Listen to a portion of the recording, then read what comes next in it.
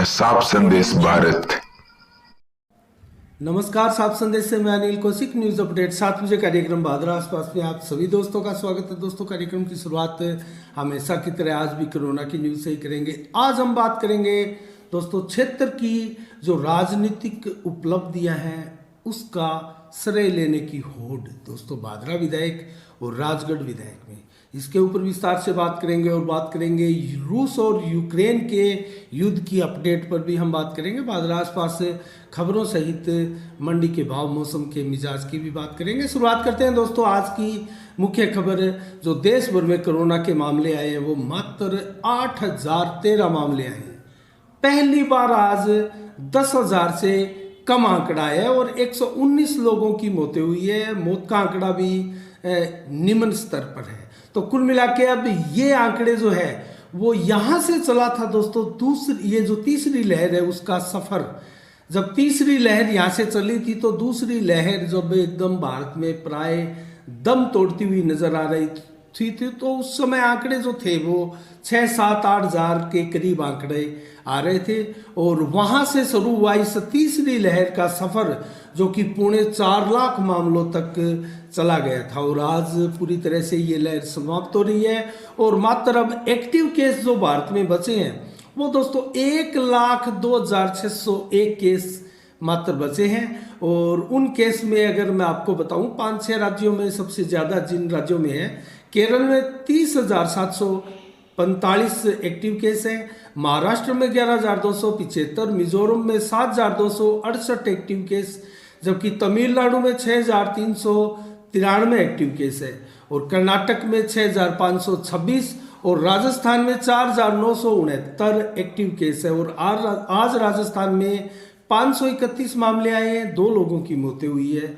तो ये रहा दोस्तों कोरोना का पूरे देश में ग्राफ। और आज 28 फरवरी को, जब फरवरी महीने की लास्ट तारीख है आज, उसको आज क्या विशेष है दोस्तों हम बताएं तो आपको 1932 को बिजनेस जगत की का जो दिग्गज बिजनेसमैन है, रिलायंस इंडस्ट्रीज के संस्थापक सदस्य धीरू भाई अंबानी का आज के दिन दोस्तों जन्म हुआ था। और जवाहरलाल नेहरू की पत्नी कमला नेहरू का भी 1936 में आज के दिन निधन हुआ था, तो उनकी पुण्यतिथि भी मनाई जा रही है। 1963 को आज के दिन भारत के प्रथम राष्ट्रपति राजेंद्र प्रसाद का भी निधन हुआ था दोस्तों, उनकी भी पुण्यतिथि आज के दिन मनाई जाती है। और 1572 ईस्वी में मेवाड़ के शासक महाराणा प्रताप के पिता राणा उदय सिंह का भी आज के दिन निधन हुआ था। तो दोस्तों ये रहा आज के 28 फरवरी के खास दिवस के बारे में। कल 1 मार्च को दोस्तों महाशिवरात्रि का पर्व भादरा क्षेत्र में मनाया जाएगा और महाशिवरात्रि का महोत्सव चल रहा है जो कि परवल जी की कुटिया क्षेत्र में भी चल रहा है। और समाध भवन जो राजगढ़ रोड पर स्थित है वहाँ भी लगातार महाशिवरात्रि का जो पर्व है वो मनाया जा रहा है। और दोस्तों उत्सव महोत्सव के रूप में ये पर्व मनाया जाता है जो कि 4 से 5 दिन तक लगातार चलता है। और इस दौरान बड़ी संख्या में भक्तजन जो है शिवालयों में उमड़ते हैं और शिवालयों में शिव जी की आराधना करते हैं। इसके लिए दोस्तों हम एक चीज़ और बताएं तो कुटिया परिसर में ही आज धर्मसंघ गौशाला का उद्घाटन हुआ दोस्तों, और इसका शानदार भव्य उद्घाटन हुआ है और बड़ी संख्या में यहाँ गाय गौशाला में है और उनकी सेवा करने के लिए विधिवत रूप से इसको एक गौशाला का रूप अब दे दिया गया और उस गौशाला का नाम है धर्मसंघ गौशाला। तो इसका उद्घाटन हुआ और इसके बारे में आपको हमारा अलग से कवरेज है, उसमें आप जरूर देखिएगा। और इसके अलावा दोस्तों हिंदू संगठनों ने आज ज्ञापन दिया उपखंड कार्यालय में जाके। बस स्टैंड से चले थे कार्यकर्ता हिंदू संगठनों के और नारेबाजी करते हुए, और जो कर्नाटक में हर्षा की हत्या कर दी गई थी जो कि हिंदू सेना का कोई कार्यकर्ता था, तो उसके बाद में उसको न्याय के लिए और दोस्तों उसके हमलावरों को तत्काल गिरफ्तार कर सभी को कड़ी से कड़ी सजा देने की मांग को लेकर ये रैली प्रदर्शन किया गया। और इसमें विश्व हिंदू परिषद के भी कार्यकर्ता थे, हिंदू सेवक संघ के कार्यकर्ता रहे और साथ में भारतीय जनता युवा मोर्चा के भी कार्यकर्ता थे। और उनका अलग से भी वीडियो भी है दोस्तों कवरेज का, आप ज़रूर देखिएगा इसमें। तो दोस्तों आज की आसपास की खबरों में इतना ही। अब हम चर्चा करते हैं दोस्तों उस विषय पर, जिस विषय पर बादरा का क्षेत्र का चाहे कोई कार्य हो या कोई राजनीतिक उपलब्धि हो, उसको लेकर श्रेय लेने की होड़ जो है वो आसपास के विधायकों के साथ हमारे विधायक की लग जाती है दोस्तों। उसके ऊपर भी बात करेंगे। और आज हम बात करेंगे विस्तार से यूक्रेन और रूस के मुद्दे के ऊपर, जो कि लगातार संघर्ष चल रहा है। तो दोस्तों सबसे पहले हम बात कर लेते हैं जिस प्रकार से 126 करोड़ दोस्तों सोशल मीडिया में एक कैंपेन चल रही है, जो पीछे बजट आया था दोस्तों, उस बजट को लेकर, उस बजट में एक सिद्धमुख नहर परियोजना को लेकर 10 करोड़ का बजट छोड़ा गया था, जो कि उसके जीर्णोद्धार और निर्माण के लिए था, जो कि कहीं टूट फूट है या कोई खाला नाला निर्माण आदि के लिए वो बजट था। तो कुल मिला के उस बजट को लेकर जहां पड़ोसी कस्बा विधानसभा क्षेत्र राजगढ़ की विधायक कृष्णा पूनिया अपने पोस्टर बैनरों में उसका श्रेय ले रही है कि हमने 10 करोड़ रुपए राज्य सरकार से बजट में पास करवाए हैं सिद्धमुख नहर परियोजना को लेकर। सबसे पहले मैं आपको बताऊं तो दोस्तों सिद्धमुख नहर परियोजना जो है वो अकेले बादरा क्षेत्र के लिए नहीं है, ये नौर बादरा राजगढ़ तारानगर क्षेत्र के लिए है। तो इनमें इनके भी गांव है, तारानगर राजगढ़ क्षेत्र के भी गांव काफ़ी जुड़ने थे, लेकिन ज़्यादा नहीं जुड़ पाए। उस समय जो तत्कालीन हमारे बादरा के कृषि राज्य मंत्री थे ज्ञान सिंह चौधरी दोस्तों, उनके प्रभावशाली होने से और उनके पास ही कृषि राज्य मंत्री थे, तो संभवतया सारा ये डिपार्टमेंट उन्हीं के पास था। तो कुल मिला के उन्होंने इस सिद्धमुख नहर को बादरा के गांव में ही घुमा दिया था और उसका लाभ ज़्यादा से ज़्यादा बादरा के गांव को मिला था। लेकिन दोस्तों अभी भी राजगढ़ के भी कुछ गांव जो है सिंचित होते हैं, तारानगर के भी कुछ गांव सिंचित होते हैं, वहीं नौर के भी कुछ गांव सिंचित होते हैं और बहुत से गांव इनके रह चुके थे, ये एक अलग मुद्दा है। तो कुल मिला के दोस्तों हम चर्चा कर रहे हैं 10 करोड़ का जो बजट में प्रावधान रखा गया था सिद्धमुख नहर परियोजना के लिए, उसका श्रेय कृष्णा पूनिया राजगढ़ की मुख्यमंत्री ले रही है, विधायक ले रही है। तो दोस्तों यहाँ विधायक बलवान पूनिया भी अपने सोशल मीडिया के द्वारा अपने फेसबुक बाल से भी पोस्टें डालकर उसका बेनिफिट ले रहे हैं कि 10 करोड़ रुपए का बजट हमने जो है वो पास करवाया है। तो दरअसल ये पास कौन करवाया, और हम आपको एक चीज़ याद दिलाएं, कहीं इनका हर्ष ये 10 करोड़ जो नहर सिद्धमुख नहर परियोजना के लिए आए उनका हर्ष पूर्व की भांति ना हो जाए, जब पिछले बजट में 126 करोड़ रुपए का बजट राजगढ़ बादरा रोड के लिए स्वीकृत किया गया था, उसकी घोषणा की गई थी, बजट में रखा गया था उसको। उसके बावजूद भी दोस्तों वो सड़क का निर्माण कार्य आज तक शुरू नहीं हुआ है और उसके लिए कोई अधिकारी बात नहीं करते हैं। उसी समय उस बजट के तत्कालीन बाद बादरा विधायक बलवान पूनिया और कृष्णा पूनिया में होड़ लग गई थी उसका श्रेय लेने के लिए कि ये 126 करोड़ रुपए मैंने पास कराए हैं। कृष्णा पूनिया ने कहा मैंने करवाए हैं, जबकि बादरा विधायक बलवान पूनिया ने कहा कि मैंने करवाए हैं, और दोनों के ही दावे रह गए, खोखले निकले जब इसका काम ही शुरू नहीं हुआ और आज तक नहीं हुआ। अब दोस्तों दोबारा उसी काम को लेकर विधायक बलवान पूनिया ने अपने फेसबुक पेज से एक पोस्ट डाली थी कि 2022 में अक्टूबर में इस रोड का राजगढ़ बादरा रोड है उसका काम ही प्रारंभ हो जाएगा, जो कि पहले के बजट में स्वीकृत हो चुकी है। तो देखते हैं दोस्तों इसका काम कैसे होता है, लेकिन अभी तक तो इसका काम नहीं हुआ। तो कहीं ना कहीं सिद्धमुख नहर के लिए ये जो 10 करोड़ का बजट छोड़ा गया है उसका हर्ष भी कुछ ऐसा ना हो जाए जैसा कि उस राजगढ़ बादरा रोड का हुआ था। तो दोस्तों बादरा के लिए समीक्षा में इतना ही। अब दोस्तों यूक्रेन और रूस की जो युद्ध की विभीषिका है दोस्तों, उसके ऊपर हम कुछ बात करते हैं, अपडेट आपको बताते हैं। तो आज युद्ध का 5वां दिन है दोस्तों, और 5वें दिन युद्ध भीषण होता जा रहा है दोस्तों। यूक्रेन के लगभग 3 दर्जन से अधिक शहरों को बर्बाद कर चुका है रूस। और लड़ाई जो मुख्य लड़ाई जो है वो नाक की लड़ाई जिसको बोलते हैं, वो यूक्रेन की राजधानी कीव में चल रही है दोस्तों।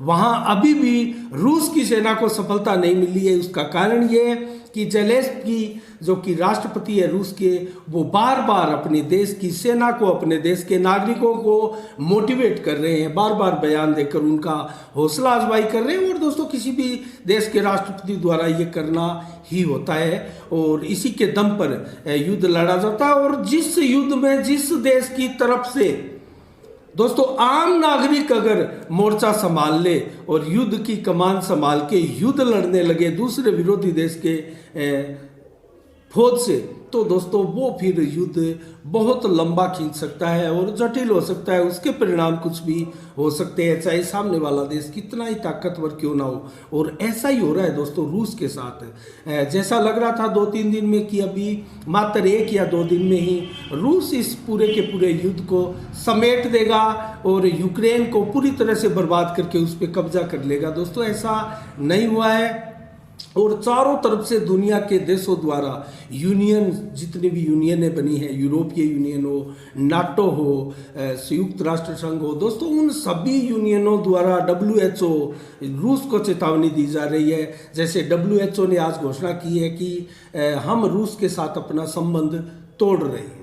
इसी के साथ UN, यूनाइटेड नेशन जो है, संयुक्त राष्ट्र संघ, उसने भी बार बार रूस को चेतावनी दी है कि तत्कालीन प्रभाव से आप युद्ध को बंद कीजिए, युद्ध को रोककर आप जो है मुख्य धारा में लौटे और बातचीत की टेबल के ऊपर आ पाए। और इसी के साथ रूस ने भी नाटो देशों सहित यूरोपीय देशों को आदि को चेतावनी दी है कि धड़ाधड़ जो रूस के ऊपर प्रतिबंध लगाए जा रहे हैं वो गलत लगाए जा रहे हैं, वो कहीं भी औचित्य के साथ नहीं है, औचित्यहीन है। तो ऐसे देशों को चेतावनी देते हैं कि अगर रूस के साथ वो ज़्यादा उलझेंगे तो रूस न्यूक्लियर अटैक करने पर मजबूर हो जाएगा। दोस्तों, एक प्रकार से न्यूक्लियर अटैक की धमकी रूस ने दी है, जिसकी चारों तरफ से विश्व में निंदा की जा रही है। और कहीं ना कहीं अपने न्यूक्लियर सिस्टम को एक्टिवेट भी कर दिया है रूस ने, और अपने न्यूक्लियर फोर्स को भी अलर्ट रहने के लिए सचेत कर दिया गया है। ये पूरी दुनिया के लिए दोस्तों बहुत बड़ा कदम है। और भारत का सवाल है तो भारत अभी तटस्थ है दोस्तों, किसी प्रकार का बयान नहीं किया। और भारत ने लगातार, भारत में उच्च स्तरीय बैठकें हो रही है अपने नागरिकों को यूक्रेन से निकालने के लिए। और भारत लगभग दोस्तों 1100 से अधिक अपने सैनिकों, अपने नागरिकों को यूक्रेन से निकाल चुका है। और इसके लिए मैं आपको बताऊं तो दोस्तों 4 मंत्रियों को जो यूक्रेन के आसपास देश है, जिसमें हंगरी, पोलैंड, रोमानिया, स्लोवाकिया आदि जो देश है, उनमें अपने मंत्री भेजे जा रहे हैं। और दोस्तों वो मंत्री जो है रूस की सीमा से कैसे इन देशों में अपने नागरिकों को लाना है और वहाँ से उनको एयरलिफ्ट करके भारत लाना है। तो इस काम में मंत्री लगेंगे जो कि VK सिंह है और ज्योतिराव सिंधिया है, किरण रिजिजू है। तो दोस्तों इन मंत्रियों को विदेश भेजने की मोदी जी की स्कीम है और मोदी जी ने इनको निर्देश दे दिए हैं। तो प्रधानमंत्री की लगातार निगरानी रूस और यूक्रेन के युद्ध पर टिकी हुई है। और जिस प्रकार से भारत की तरफ देखा जा रहा है पूरे विश्व को, दोस्तों हम ये भी बात करेंगे कि इसमें भारत क्या भूमिका निभा सकता है। जिस प्रकार से WHO ने संबंध तोड़ा है दोस्तों, स्विफ्ट जो कि रूस की बैंकों पर प्रतिबंध लगाने की बात है, वहां प्रतिबंध लगा दिया गया है। दोस्तों जिस प्रकार से स्विफ्ट से बाहर किया गया है रूस को, इसके मायने ये है कि रूस की बैंकों पर एक प्रकार से प्रतिबंध लग चुके हैं। और ये कोड होता है दोस्तों 8 से 10-12 डिजिट का ये कोड होता है। और इस कोड का इस्तेमाल करे बगैर रूस की बैंकों को जो डॉलर है वो नहीं मिल पाएंगे। अर्थात पूरे विश्व में जो बिजनेस का एक बहुत बढ़िया जरिया डॉलर के रूप में है, वो डॉलर से महरूम रहना पड़ेगा रूस को। रूस को जब डॉलर नहीं मिलेंगे तो उनकी आर्थिक कमर टूट जाएगी। और 27 देशों में तो दोस्तों 27 देशों ने लगभग रूस के किसी भी व्यक्ति को अपने देश में आने पर भी प्रतिबंधित कर दिया है। और पुतिन सहित अन्य करीबियों की पश्चिम देशों में एक प्रकार से संपत्तियों को जब्त भी किया जा रहा है। ये भी रूस के लिए बहुत बड़ा झटका है। और कनाडा ने तो बेलारूस पर भी प्रतिबंध लगाए हैं बहुत से, और कनाडा ने रूस के भी कम से कम 60 प्रभावशाली व्यक्तियों को प्रतिबंधित कर दिया गया है। उनके बैंकों की जो संपत्तियां हैं उसको सीज भी कर दिया है। और ऑस्ट्रेलिया ने भी दोस्तों 25 रूसी व्यक्तियों की लिस्ट जारी की है, उन पर प्रतिबंध लगाया है और उनके बैंक और वित्तीय संपदाओं को भी दोस्तों सीज कर दिया गया है। और ब्रिटेन में ने भी बैंकों पर प्रतिबंध लगाया है और संपत्तियों को सीज करने का काम किया है। रूसी कंपनियों पर भी पाबंदी लगा दी है। इसके अलावा अमेरिका ने तो अनेकों प्रतिबंध रूस पर लगाए ही है। तो इससे दोस्तों रूस जबरदस्त रूप से आक्रोशित है और रूस ने एक प्रकार से न्यूक्लियर अटैक की भी धमकी दी है। तो क्या हार जाएंगे पुतिन दोस्तों, इसमें ये बहुत बड़ा सवाल है। और पूरी दुनिया पर यूक्रेन और रूस के इस युद्ध का क्या असर होगा, और आर्थिक दृष्टि से रूस की कमर टूटेगी, इसमें कतई कोई संदेह नजर नहीं आता दोस्तों। जिस प्रकार से बैन लगाए गए हैं और जो वार्ता चल रही है दोस्तों यूक्रेन और रूस के अंदर, बेलारूस में आज वार्ता हुई, उस वार्ता बेनतीजा रही। पहले भी वार्ता हुई थी, वो वार्ता बेनतीजा रही है। आज की वार्ता बेनतीजा होने का रीजन है जेलेंस्की दोस्तों, जो बार बार रूस के राष्ट्रपति है वो बयान दे रहे थे और उनके ऊटपटांग जो बयान आ रहे थे, और एक बहुत महत्वपूर्ण वार्ता होने से पहले वो एक प्रकार से अनमेच्योर किसी राष्ट्र अध्यक्ष के बयान जैसे लगे। और उसकी संभावनाएं जो विशेषज्ञों द्वारा थी वो पहले ही निकाल दी गई थी कि इस वार्ता का कहीं कोई नतीजा नहीं निकलने वाला है, क्योंकि इसमें तरह तरह के बयानबाजी आ रही है। और रूस के राष्ट्रपति ने जो अपना डेलीगेशन बेलारूस भेजा था, उस डेलीगेशन को दोस्तों एक बयान सार्वजनिक करते हुए कहा कि सिर्फ और सिर्फ इस विषय पर वार्ता करनी है कि रूस यूक्रेन से तत्काल अपनी फोर्स हटा ले और सबसे पहले अपने सारे के सारे सैनिक यूक्रेन से वापस बुला ले। तो दोस्तों ये संभव नहीं है, क्योंकि रूस ने जो अटैक किया होगा तो बहुत सोच समझ के किया होगा, और विश्व समुदाय के सारे प्रतिबंध और सारे प्लस माइनस जो उनके समीकरण बैठते हैं, उन सारे समीकरणों को जो ध्यान में रखते हुए ही ये युद्ध किया होगा दोस्तों। अब हम बात करेंगे दोस्तों ये दो दौड़ों में बढ़ती जा रही है जो दुनिया, उसके ऊपर, और कौन यूक्रेन के खेमे में है, कौन रूस के खेमे में है। दोस्तों हम जल्दी से सरसरी तौर पर नजर डालें तो रूस के साथ दोस्तों ब्राजील खुलकर आया है और बोल्सोनारो खुलकर रूस के साथ आया है, और इसके अलावा दोस्तों क्रीमिया खुलकर रूस के साथ है, बेलारूस भी खुलकर रूस के साथ है, और सेना भी अपनी भेज रहा है यूक्रेन में। और इसके अलावा दोस्तों खुलकर तो नहीं है और देश थे, लेकिन बहुत से देश इसमें वो है जो रूस से टूटकर अलग हुए थे 90 के दशक में। जो संयुक्त राष्ट्र संघ रूस था उससे जो 15 गणराज्य टूटे थे और बाद में वो उनको देशों की मान्यता मिल गई थी, उनमें भी यूक्रेन भी उनमें ही है। तो वो देश जरूर सारे रूस का सपोर्ट कर रहे हैं। तो उन देशों की जल्दी से हम सूची बताएं कौन कौन से देश है जो रूस का सपोर्ट कर सकते हैं। तो ब्राजील, बोल्सोनारो और चीन दोस्तों, ये बहुत बड़ा नाम है चीन का, क्रीमिया और बेलारूस, पाकिस्तान, उत्तर Korea, Cuba, Armenia, Kazakhstan, Kyrgyzstan, Tajikistan और अजरबैजान, ईरान। दोस्तों ये जो देश है मैंने आपको बताया लगभग 14 के करीब ये देश है, जिनमें चीन सबसे ताकतवर देश है। और चीन रूस का तो एक उनका मात्र दो का साथ ही बहुत बड़ा साथ है, और इसमें पाकिस्तान भी जा सकता है, क्योंकि दोस्तों पाकिस्तान से अमेरिकी संगठनों से ज़्यादा पाकिस्तान को उम्मीदें नहीं है, और गत दिनों उनकी मुलाकात भी रूस के साथ हुई है। तो अब बात करते हैं यूक्रेन के खेमे में कौन कौन है दोस्तों।